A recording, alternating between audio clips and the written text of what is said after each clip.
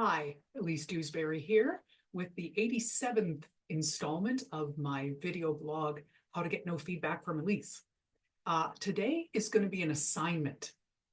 And what this assignment is about is the beat after a song in particular. I find that a lot of people have a tendency to finish a song and then there's an extra line of dialogue or handful of lines or a little bit of scene left over. And in my opinion, I believe that that a song should be accomplishing the work of at least the beat of the scene. It doesn't mean it has to finish the scene, but it should be finishing the beat. That's more of an expression sometimes that actors use, but it's an emotional beat. It's like what is the emotional moment that's happening? The song should be triggered by that emotional beat and should follow that emotional beat and accomplish it. So when it's over, we should be ready, if not moving on to another scene, we should be ready to move on to a new beat. So we don't want to be covering material that's part of the same emotional beat from the song. There are several different ways to do that. You can just make sure that the lyrics encompass the entire beat and we're ready to move on when the song is over. If there's a need to get a line or two of dialogue in there, there are a couple ways to do that too. You can either open up the song, maybe a stanza or two stanzas or a handful of lines or one line prior to the end, open it up just long enough to get in a line or two or three of dialogue, and then finish it out with the rest of the song.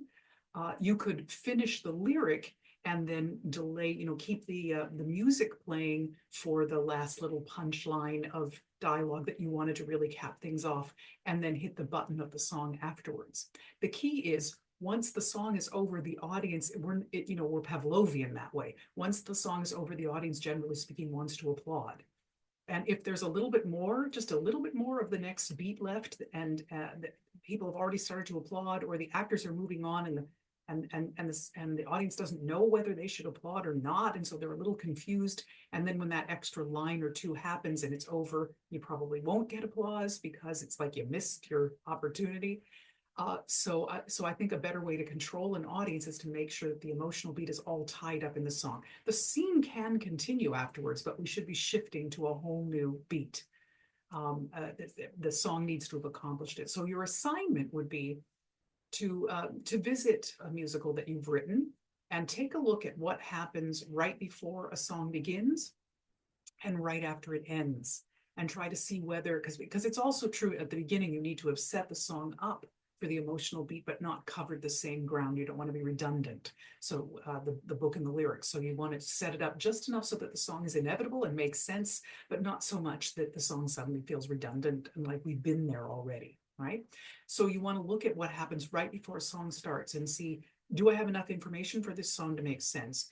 Are the last few lines written in such a way that it feels that the song must be what comes next and it's naturally coming out?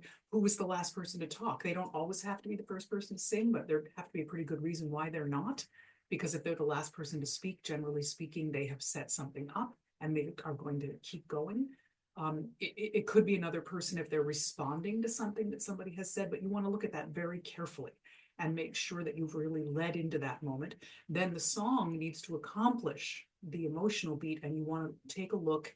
The assignment is take a look at what happens right after your song is over. Do you have one or two lines and then the song is over, or the scene, or one line and the scene is over? Or do you have two or three lines and then someone knocks on the door and a new person comes in? Just as a quick off the cuff example of what I mean, let's say your song is about two people who are trying to decide whether or not they're going to go to the party tonight, and they're arguing about it throughout the song, and then they get to the point where they're going, yeah, I think so, I think I agree with you, I think I agree with you. Song over, applause.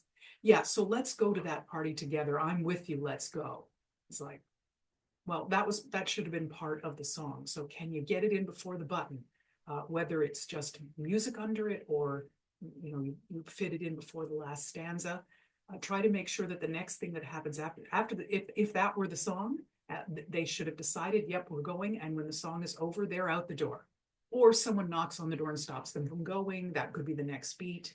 Or they go, oh, wait a minute, no, I guess I can't go because, and but it has to be a brand new beat. So this is something that comes up so many times for me. that I feel like there's little trailing bits left over after a song starts. And to a lesser degree, when the song starts, it doesn't feel like it's connecting seamlessly with the scene before. But most importantly, making sure that you let the song actually do the work of the emotional beat. So the emotional beat should be over when the song's over. That's the bottom line. Okay, so that's it for this week. And toodaloo.